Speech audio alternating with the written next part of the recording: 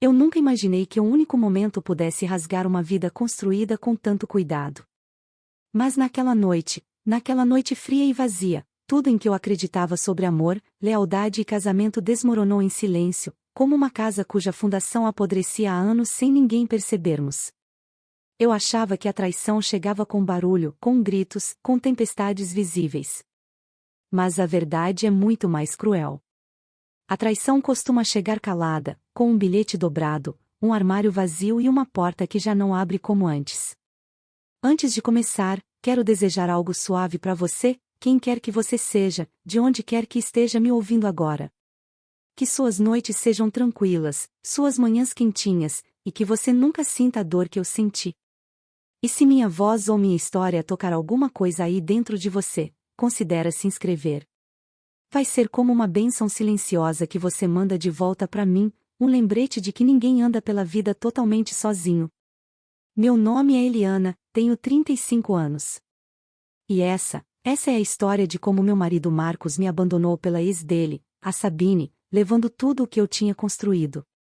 A história de como ele despedaçou minha vida, e de como a vingança que planejei mudou o destino dele de um jeito que ele jamais esperava. Eu cresci numa cidadezinha pequena do sul, daquelas onde as pessoas ainda cumprimentam quem passa na rua e o céu parece sempre um pouco maior. Minha infância foi simples. Macia. Minha mãe me acordava antes do sol nascer, dizendo que quem levanta cedo carrega menos arrependimento. Ela acreditava na bondade acima de tudo. Guie-se pelo coração, ela dizia, mesmo quando o mundo não merecer.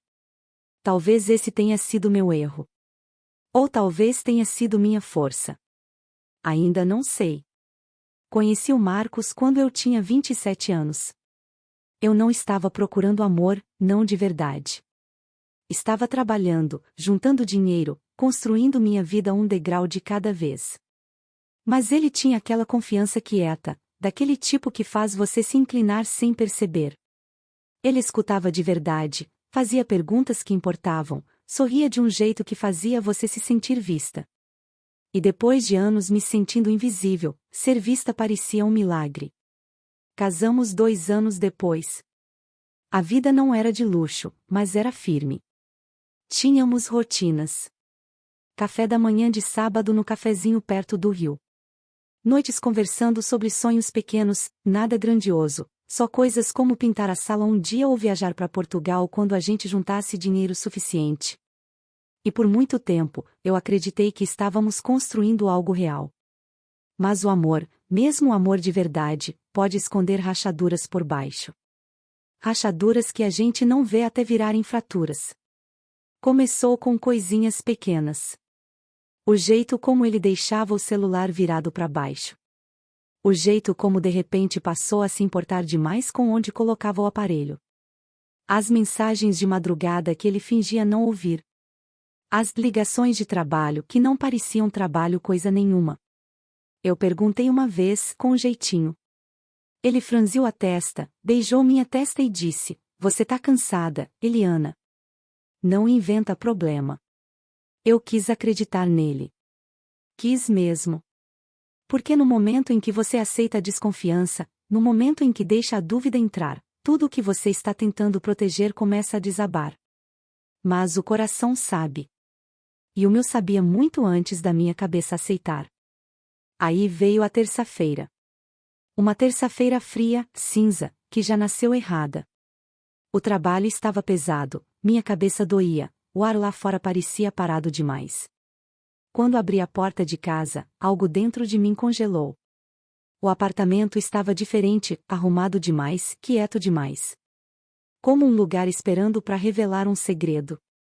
Os sapatos dele não estavam lá. A jaqueta velha de couro, aquela que ele jurava que nunca jogaria fora, sumiu. A prateleira do banheiro parecia mais vazia. O guarda-roupa? Metade tinha desaparecido. Meu ar faltou.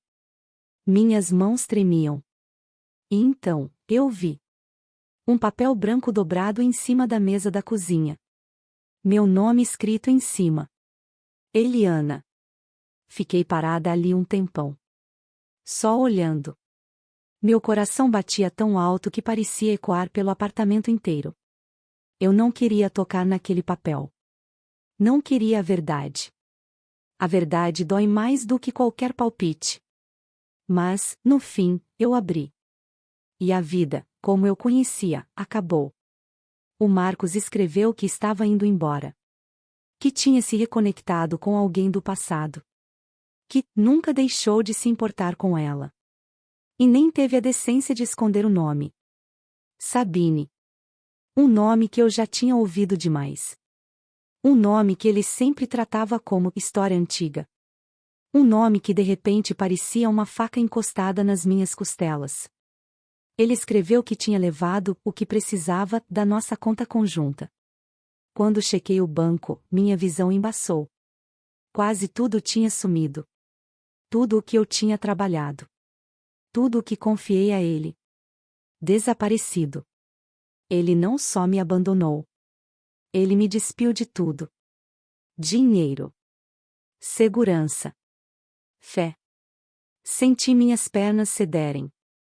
Me agarrei na pia para não cair. O mundo girava. Um zumbido estranho encheu meus ouvidos. Isso não era dor de amor. Era devastação.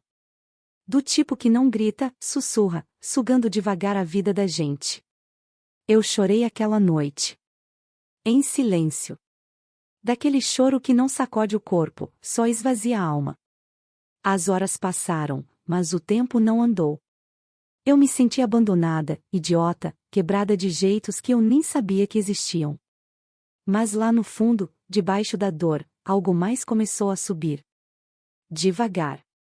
Como uma chama fraquinha tentando sobreviver a um temporal. Não era ódio. Não era raiva. Era algo muito mais forte. Uma determinação calma e feroz. O Marcos achou que tinha acabado com a minha história. Que levar tudo me deixaria sem chão. Que voltar para Sabine era a vitória dele. Ele não fazia ideia. Ele não tinha terminado com a minha vida. Ele tinha acordado uma parte de mim que eu nem sabia que existia. Uma parte que sabe ficar quieta. Mas também sabe golpear. E naquela noite, enquanto enxugava a última lágrima do rosto, eu fiz uma promessa. Uma promessa que mudaria o destino dele para sempre. Algumas traições te quebram. Mas outras, te afiam. E quando a dor finalmente se instalou nos meus ossos, eu entendi uma coisa importante. O Marcos pode ter levado tudo, mas esqueceu um detalhe: ele subestimou a mulher que deixou para trás. Essa percepção silenciosa trouxe minha mente de volta ao foco. Como água gelada no rosto. Como uma voz sussurrando: levanta, Eliana. Sua história não acabou. Então, se você se distraiu um pouquinho, chega mais perto agora. Porque a partir daqui, tudo começa a mudar tudo. A manhã depois que o Marcos foi embora parecia irreal. Acordei antes do sol, mas o ar dentro do apartamento estava pesado, como se já não fosse mais meu. A ausência dele ecoava em cada canto, gavetas vazias, paredes mudas, uma cama que de repente ficou grande demais. Sentei na beirada, olhando pro chão, tentando entender como alguém apaga anos tão rápido. Meu celular não parava de vibrar. Mensagens de amigas, colegas perguntando se eu estava bem, se tinha acontecido alguma coisa. Não respondi nenhuma. Não conseguia. A dor deixa o mundo longe, como se tudo ao redor virasse borrão. Mas uma mensagem chamou minha atenção. Era do banco. Um lembrete frio, sem emoção, dos valores que sumiram. A conta estava quase zerada. O número na tela parecia deboche. Eu sempre confiei no Marcos para cuidar das finanças. A gente dividia tudo. Pelo menos era o que eu achava. Mas a traição costuma começar muito antes de você enxergar. Às vezes a pessoa que dorme do seu lado já está com um pé fora da porta. Coloquei o celular de lado e respirei fundo. Minhas mãos tremiam de novo, mas algo dentro de mim, algo pequeno e firme, estava ficando mais forte. Naquela manhã, percebi que tinha duas escolhas: desmoronar ou reconstruir. E decidi que reconstruir era a única opção. Mas reconstruir não significava perdoar. Não significava esquecer. Significava ficar quietinha e planejar. Passei as horas seguintes limpando o apartamento. Não porque eu queria, mas porque mexer no corpo impedia a mente de afundar na tristeza. Lavar as xícaras, dobrar roupa, tirar pó das prateleiras era como costurar meu corpo de volta, um pontinho pequeno e comum de cada vez. Mas toda vez que abria uma gaveta que o Marcos usava, toda vez que via o espaço vazio onde ficavam as coisas dele, uma coisa apertava meu peito. Aquele aperto que sussurra: você merecia mais. Ao meio-dia, o apartamento estava limpo de novo. Organizado. Calmo. Mas eu ainda não estava calma. Ainda não. Percebi que precisava de ar. Ar de verdade. Coloquei um casaco longo bege, enrolei um cachecol no pescoço e saí. O vento estava frio, mordendo minhas bochechas, mas ajudou. Me fez sentir acordada de novo. Viva! Caminhei pela praça antiga da cidade, passei pela padaria onde eu e o Marcos tomávamos café da manhã. As lembranças vinham em flashes, a risada dele, a mão dele no meu copo, o jeito que ele me olhava com olhos que fingiam estar cheios de amor. Continuei andando. Não queria me afogar nas lembranças. Tem um parquinho pequeno na beira da cidade. Silencioso. Escondido entre árvores altas. Sentei num banco de madeira gasto e fiquei olhando o lago congelado. E pela primeira vez desde que o Marcos foi embora, consegui respirar sem chorar. O ar gelado encheu meus pulmões e uma clareza estranha desceu sobre mim. Sussurrei para mim mesma. Ele não só foi embora. Ele fugiu. E quanto mais eu repetia, mais eu entendia. Homem não foge se não estiver com medo. O Marcos não estava só correndo atrás da Sabine. Ele estava fugindo da responsabilidade. Fugindo das consequências. Fugindo de mim, da mulher que sabia quem ele era de verdade. Esse pensamento não me deixou com raiva. Me deixou determinada. Ele achou que eu ia desabar. Achou que eu ia sumir no silêncio.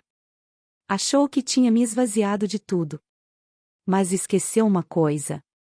Uma mulher que perdeu tudo não tem mais nada a temer. Enquanto eu estava sentada naquele banco, as pessoas passavam, casais mais velhos de mãos dadas, um senhor dando comida para os passarinhos, uma mulher correndo devagar com o cachorro. E eu percebi outra coisa: a vida ao meu redor continuava andando. O mundo não parou só porque o meu parou. E se o mundo conseguia continuar? Eu também conseguia. Naquela tarde, voltei para casa com a cabeça mais limpa.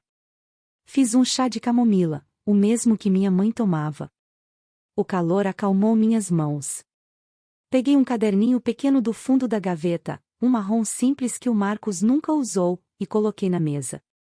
Aí escrevi uma frase no topo da primeira página. Como eu tomo de volta o controle da minha vida? Embaixo, primeiro devagar, depois com mais certeza, listei tudo que o Marcos tinha levado de mim. Minha poupança. Minha segurança. Minha confiança. Minha paz. Quando terminei, fiquei olhando a página. Depois, virei para a próxima. Como eu reconstruo? Listei ideias, fazer hora extra, colocar algumas coisas online, cortar gastos desnecessários, pedir ajuda para as pessoas em quem eu realmente confiava. E aí, a última página que escrevi naquele dia. O que a justiça parece? Não vingança por crueldade. Não raiva. Justiça. Equilíbrio. Balance restaurado. Pensei na Sabine. Uma mulher que eu mal conhecia. Uma mulher que o Marcos jurava que não significava nada. Uma mulher para quem ele agora correu, levando pedaços da minha vida nas mãos. Será que ela sabia da verdade? Será que sabia que ele esvaziou nossa conta? Será que sabia que ele saiu sem aviso? Será que sabia que me deixou endividada? Uma parte de mim duvidava. Homens como Marcos raramente contam a história inteira. Eles editam.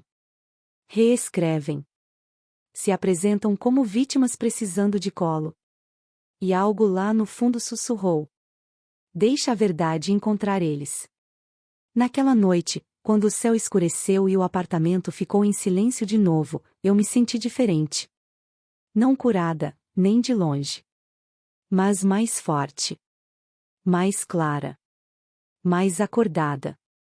Olhei pro lado vazio da cama e dessa vez não chorei.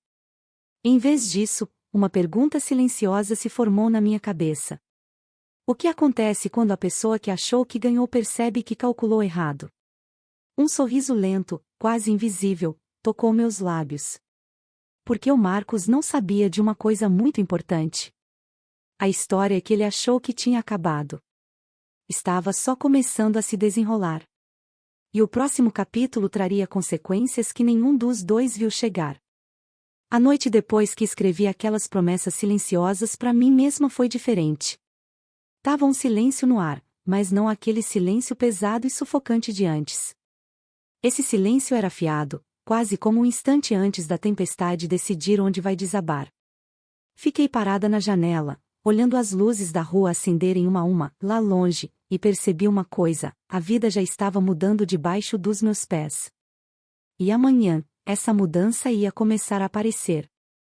Na manhã seguinte, acordei mais cedo que o normal. Não porque não conseguia dormir, mas porque minha cabeça estava estranhamente limpa. Aquela clareza que só chega depois que a dor queimou tudo que era supérfluo. Fiz um chá e sentei na mesa da cozinha, olhando pro meu caderninho, aquele onde eu tinha escrito todos os pedaços da minha vida quebrada. Abri devagar, como se estivesse virando as páginas da história de outra pessoa. Mas não, era minha. E estava na hora do próximo passo. A pergunta que ecoava dentro de mim era simples, mas poderosa. Como a verdade encontra quem está fugindo dela? Eu não queria humilhar o Marcos. Não queria drama. E muito menos queria me rebaixar ao nível dele. Eu queria algo bem mais forte. Queria que a verdade se revelasse, sozinha. Naturalmente. Mais tarde, finalmente criei coragem para visitar alguém em quem confiava, minha amiga mais velha, a Emília. Ela era como uma segunda mãe para mim desde que a minha se foi. Morava num apartamentinho pequeno, quente, cheio de plantas e sabedoria silenciosa. Quando abriu a porta e viu minha cara, não perguntou nada. Só me abraçou, longo e macio, como se já soubesse que algo tinha se partido. Sentamos na sala dela e, pela primeira vez desde que tudo aconteceu, eu falei em voz alta. Contei do bilhete. Da conta vazia. Da volta da Sabine. Do silêncio que o Marcos deixou. A Emília escutou do jeito que só gente mais velha e sábia escuta, sem interromper, sem julgar, sem apressar a dor. Quando terminei, ela pegou minha mão com carinho e disse: Eliana, às vezes Deus tira pessoas da sua vida porque sua história nunca foi para terminar com elas.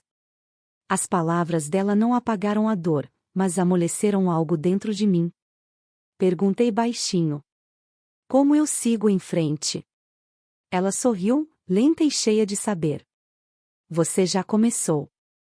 Naquela noite, voltando para casa, senti uma calma estranha me cobrir.